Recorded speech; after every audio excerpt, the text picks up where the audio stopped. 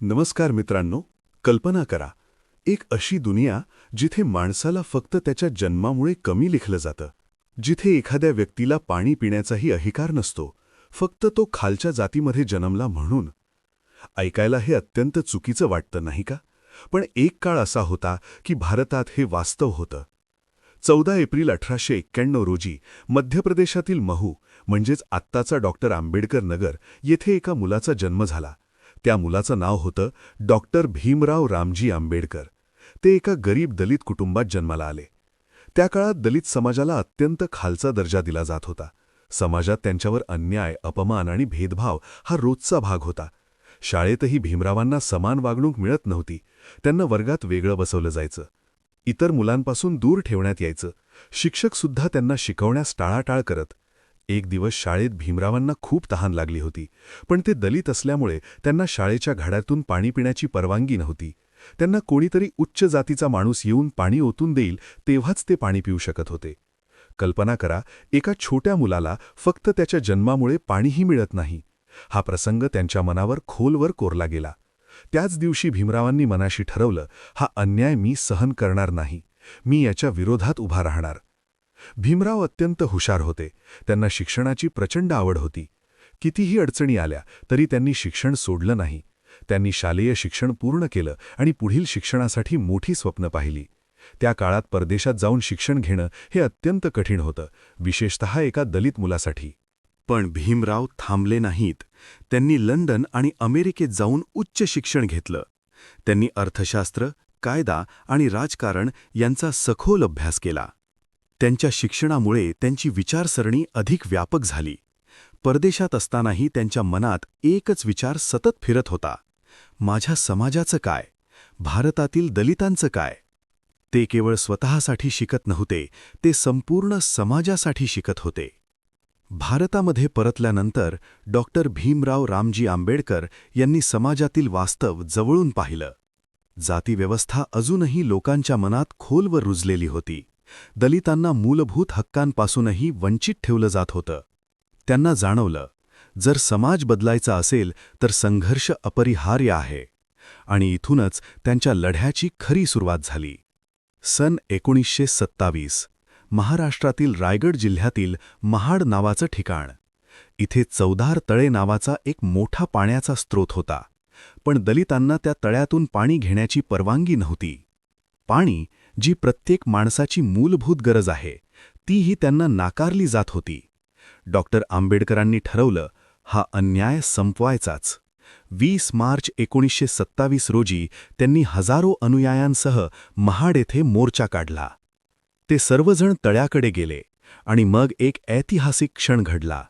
Doctor आंबेडकरांनी स्वतः घडा उचलला आणि त्या तळ्याचं पाणी पिलं. हा फक्त पाणी पिण्याचा क्षण नव्हता, हा मानवतेचा विजय होता. हा होता महाड सत्याग्रह. या घटनेने संपूर्ण देशात खळबळ उडाली. काही लोकांनी याला विरोध केला तर अनेकांनी याला पाठिंबा दिला. महाड सत्याग्रह हा फक्त पाण्याचा प्रश्न नव्हता, तो होता स्वाभिमानाचा प्रश्न. या आंदोलनाने दलित समाजात आत्मविश्वास निर्माण केला. डॉक्टर आंबेडकरांनी सिद्ध केलं, कोणताही माणूस त्याच्या जातीमुळे कमी नाही. महाड सत्याग्रहानंतर डॉक्टर भीमराव रामजी आंबेडकर यांचा आत्मविश्वास आणखी वाढला. त्यांनी सिद्ध केलं होतं की अन्यायाविरुद्ध आवाज उठवला तर बदल शक्य आहे. पण त्यांचा संघर्ष इथे थांबणारा नव्हता. त्या काळात दलितांना केवळ पाणीच नव्हे तर देवदर्शनाचाही अधिकार नव्हता. मंदिरांमध्ये प्रवेश करणे त्यांच्यासाठी पाप मानलं जात होतं. हा केवळ धार्मिक प्रश्न नव्हता, तो मानवी सन्मानाचा प्रश्न होता. डॉक्टर आंबेडकरांनी ठरवलं, देव सर्वांचा आहे, मग मंदिर काहींचंच कसं? आणि याच विचारातून सुरू झाला नाशिकमधील प्रसिद्ध आंदोलन, कालाराम मंदिर प्रवेश आंदोलन. 1930 साली हजारो दलित बांधव डॉक्टर आंबेडकरांच्या नेतृत्वाखाली कालाराम मंदिराकडे निघाले. त्यांच्या डोळ्यात आशा होती, मनात स्वाभिमान होता आणि पावलांत संघर्षाची ताकद होती. पण मंदिराचे दरवाजे बंद होते. त्यांना आत जाऊ दिलं गेलं नाही. तरीही हा संघर्ष अपयशी नव्हता, कारण या आंदोलनाने लोकांच्या मनावर मोठा परिणाम केला. समाजातील अनेकांना प्रश्न पडू लागला, खरंच आपण काय करत आहोत? ही होती खरी क्रांती, विचारांची क्रांती. डॉक्टर आंबेडकरांनी लोकांना केवळ हक्कांसाठी लढायला शिकवलं नाही, तर स्वतःचा सन्मान ओळखायला शिकवलं. त्यांचा स्पष्ट संदेश होता, स्वाभिमानाशिवाय स्वातंत्र्य अपूर्ण आहे. या आंदोलनामुळे संपूर्ण देशात सामाजिक जागृतीची लाट पसरली. भारत 1947 साली स्वतंत्र झाला, पण स्वातंत्र्य मिळणं म्हणजे सगळं संपलं नव्हतं.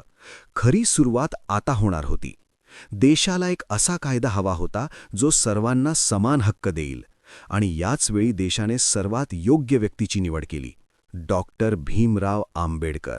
त्यांना भारताचे पहिले कायदा मंत्री बनवण्यात आले आणि संविधान मसुदा समितीचे अध्यक्ष म्हणून निवड करण्यात आली. हा क्षण ऐतिहासिक होता. डॉक्टर आंबेडकरांना ठाऊक होतं की जर समाज बदलायचा असेल तर कायदा मजबूत असला पाहिजे. आणि त्यांनी घडवला जगातील सर्वात मोठं लिखित संविधान, भारतीय संविधान. याच संविधानाने त्यांनी प्रत्येक नागरिकाला समान अधिकार दिले. जात, धर्म, लिंग यावर आधारित भेदभाव बंद, शिक्षणाचा अधिकार, स्वातंत्र्याचा अधिकार, समानतेचा अधिकार. याच संविधानामुळे आज आपण सर्वजण समानतेने जगू शकतो. डॉक्टर आंबेडकरांनी केवळ कायदा तयार केला नाही, तर त्यांनी भारताचा भविष्यकाळ घडवला. 1932 साली एक मोठा राजकीय वाद निर्माण झाला.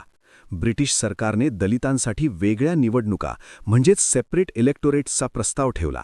डॉक्टर आंबेडकरांना वाटत होतं की यामुळे दलितांना स्वतःचं प्रतिनिधित्व मिळेल. पण महात्मा गांधी यांना भीती होती की यामुळे समाजात फूट पडेल. या मुद्द्यावर मोठा संघर्ष झाला. गांधीजींनी येरवडा जेलमध्ये उपोषण सुरू केलं. देशात तणाव निर्माण झाला. शेवटी दोघांमध्ये चर्चा झाली आणि एक ऐतिहासिक करार झाला, पूना करार. या करारानुसार दलितांना आरक्षण देण्यात आलं, पण वेगळ्या निवडणुका रद्द करण्यात आल्या. हा निर्णय डॉक्टर आंबेडकरांच्या दूरदृष्टीचा पुरावा होता. ते केवळ एका समाजासाठी नव्हे तर संपूर्ण देशासाठी विचार करत होते. याच काळात त्यांनी एक महान संदेश दिला, शिका, संघटित व्हा आणि संघर्ष करा. त्यांच्या मते शिक्षण हेच खरे शस्त्र आहे. शिक्षणामुळे माणूस जागृत होतो आणि जागृत माणूस अन्याय सहन करत नाही. जीवनाच्या शेवटच्या टप्प्यात डॉक्टर आंबेडकरांना जाणवलं की हिंदू धर्मातील जाती व्यवस्था बदलणं खूप कठीण आहे. म्हणून त्यांनी एक ऐतिहासिक निर्णय घेतला. 1956 साली त्यांनी लाखो अनुयायांसह बौद्ध धर्म स्वीकारला. हा प्रसंग होता धम्मचक्र प्रवर्तन. या घटनेने लाखो लोकांना नवजीवन दिलं. त्यांनी समानता, बंधुता आणि मानवतेचा मार्ग निवडला. 6 डिसेंबर 1956 रोजी डॉक्टर आंबेडकरांचे निधन झाले. पण त्यांचे विचार, त्यांचा संघर्ष आणि त्यांचा वारसा आजही जिवंत आहे. मित्रांनो, डॉक्टर आंबेडकरांचं जीवन हे केवळ एका व्यक्तीचं चरित्र नाही, तो एक क्रांतीचा प्रवास आहे. त्यांनी दाखवून दिलं, जर तुमच्याकडे शिक्षण, धैर्य आणि जिद्द असेल तर तुम्ही जग बदलू शकता. आज आपण जे अधिकार उपभोगतो ते त्यांच्या अथक संघर्षाचं फळ आहे. म्हणूनच अन्यायाविरुद्ध उभे रहा, शिक्षण घ्या आणि समाजात समानता निर्माण करा.